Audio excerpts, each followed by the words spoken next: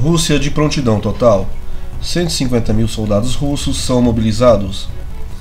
Olá pessoal, aqui é o Nelson Davis quem fala, sejam todos bem-vindos a mais um vídeo do canal falando de guerra. Primeiramente, antes de entrar na notícia, temos que entender o que está acontecendo naquela região, ou seja, a Rússia e seus países vizinhos. Você sabe me dizer o que foi a Cimeira de Malta? A Cimeira de Malta compreendeu o encontro entre o presidente dos Estados Unidos, George Bush, e o líder da União Soviética, Mikhail Gorbachev, realizado nos dias 2 e 3 de dezembro de 1989, poucas semanas depois da queda do Muro de Berlim, com vista a discutir os destinos da Europa, que agora iria se reunificar. Informações da imprensa na época se referem à Cimeira de Malta como a mais importante desde 1945, quando o primeiro-ministro britânico Winston Churchill e o premier soviético Joseph Stalin e o presidente norte-americano Franklin Delano Roosevelt concordaram com o plano pós-guerra para a Europa em Yalta. Foi um encontro entre George Bush e Gorbachev numa última vez em que as duas superpotências tentavam determinar o destino da Europa. Segundo Gorbachev, foi uma tentativa de criar uma relação mais intimista entre norte-americanos e soviéticos, de modo a deixar para trás todos os confrontos da Guerra Fria. Centra-se principalmente na construção de uma política conjunta para a Europa, que até então estava separada. O seu resultado consistia numa Europa unificada e com, veja bem pessoal, a presença mínima, isso mesmo, eu disse mínima das duas superpotências de modo a continuarem envolvidas para que as instituições europeias se desenvolvessem sem distinções entre Ocidente e Oriente. Mas com o fim da União Soviética, o que os norte-americanos fizeram foi justamente o contrário, aumentando a sua presença militar praticamente por toda a Europa, inclusive incluindo países que faziam parte da antiga União Soviética, a OTAN, algo que irritou profundamente os russos. E vimos que os Estados Unidos não cumpriu com a sua parte no acordo. Para piorar ainda mais as relações entre Estados Unidos e Rússia, os norte-americanos ajudaram a derrubar, através de protestos articulados e inflamados pelos Estados Unidos, o então presidente ucraniano Viktor Yanukovych, que era um presidente alinhado com Moscou, e que até então Rússia e Ucrânia tinham relações super boas. Mas com a derrubada de Viktor Yanukovych, os russos se irritaram de novo e viam seus interesses indo para o brejo. Foi quando o presidente russo, Vladimir Putin, resolveu agir e dar uma resposta aos Estados Unidos e seus aliados, invadindo e anexando a Crimeia. De lá para cá, as relações entre Rússia e Estados Unidos degringolou de vez. Os russos enviaram tropas para a Síria para lutarem por interesses, mais uma vez, que são interesses contrários ao dos norte-americanos. Com a intervenção russa na Síria, Bashar al-Assad praticamente se consolidou no poder, algo que é impensável se a Rússia não tivesse o apoiado. Muito provavelmente, Assad já havia caído há muitos anos.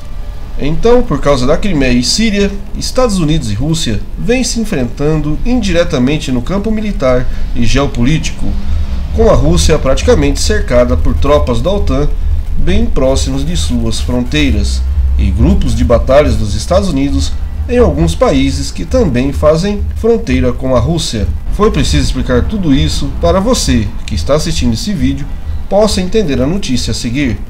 Então hoje temos a Rússia cercada pela OTAN, o que representa uma clara ameaça para os russos, que já tiveram seu país invadido algumas vezes e, claro, sempre foram invasões indigestas, digamos assim, para os invasores. Mas os russos, a partir da Segunda Guerra Mundial, após a invasão de Hitler, ainda na era soviética, jamais dormiram no ponto e sempre ficaram e ficam em alerta máximo sobre o que ocorre próximo às suas fronteiras.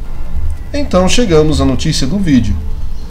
Como uma resposta à OTAN e Estados Unidos, cerca de 150 mil soldados, mais de 26 mil sistemas de armas, 414 aeronaves e 106 navios de guerra estão envolvidos em uma rápida verificação de prontidão de combate iniciada nos distritos militares sul e ocidentais da Rússia, nas forças aéreas, infantaria e marinha das frotas do norte e do Pacífico, segundo o ministro da Defesa, o general de exército Sergei Shoigu. Sergei Shoigu disse o seguinte: serão realizados 56 exercícios táticos com as tropas, um total de 35 campos de treinamentos e acampamentos e 17 áreas navais nos mares Negro e Cáspio estarão envolvidas.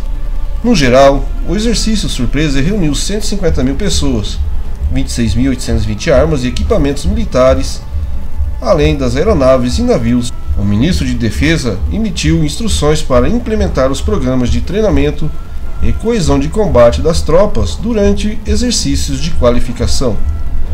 A surpresa da prontidão de combate para as tropas dos distritos militares do Sul e Oeste, a infantaria, marinha das frotas do Norte e do Pacífico e algumas unidades de comando central e também da Força Aérea começou a pedido do comandante supremo da Rússia, o presidente Vladimir Putin.